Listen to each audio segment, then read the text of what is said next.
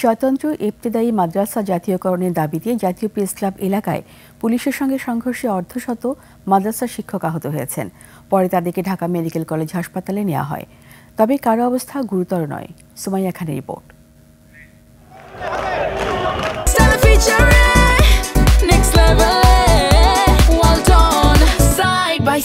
Fridge 17 দিন ধরে জাতীয় প্রেস ক্লাবের সামনে স্বতন্ত্র ইবতেদায়ী মাদ্রাসা জাতীয়করণের দাবিতে ধর্মঘট করছেন শিক্ষকরা।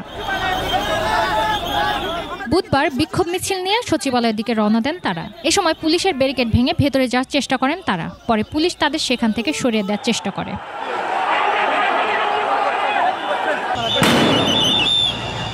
এ সময় পুলিশের সাথে শিক্ষকদের ধস্তাধস্তি হয়। পরে তাদের ছত্রভঙ্গ করতে টিয়ার গ্যাস, জলকামান ও সাউন্ড গ্রেনেড নিক্ষেপ করা হয়।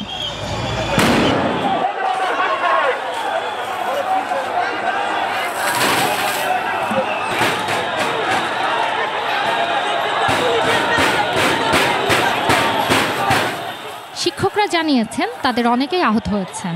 আনুমানিক এখানে আমরা একটা ধারণা করছি 50-এর ঊর্ধ্বে হবে শিক্ষক এখানে অবস্থানত আছে। বিশেষ করে কয়েকজন শিক্ষক ভালো ইনজুরি হয়েছে, একজনের পা পেটেছে।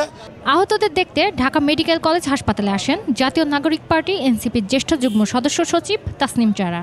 এ সময় মাদ্রাসার শিক্ষকদের দাবি পূরণে সরকার প্রতিশ্রুতি দিয়েও বাস্তবায়ন না করায় দুঃখ প্রকাশ করেন তিনি। শিক্ষকরা ওনাদের তো ক্লাসরুমে থাকার কথা, ওনাদের তো এখানে মাঠে থাকার কথা ছিল না। ওনাদের যে আবার যেই প্রতিশ্রুতি সরকার একবার দিয়েছে সেই প্রতিশ্রুতি আদায় করে নেওয়ার জন্য আবার নামতে হচ্ছে, সেটা তো খুবই দুঃখজনক। শিক্ষকদের ওপর এমন হামলার সুষ্ঠু তদন্তের দাবিও জানান এনসিপির এই নেত্রী। প্ল্যান হয় কিন্তু বাস্তবায়নের রূপরেখা থাকে না, এটা আসলে দুঃখজনক। সুমাইয়া খান, 21 টেলিভিশন, ঢাকা।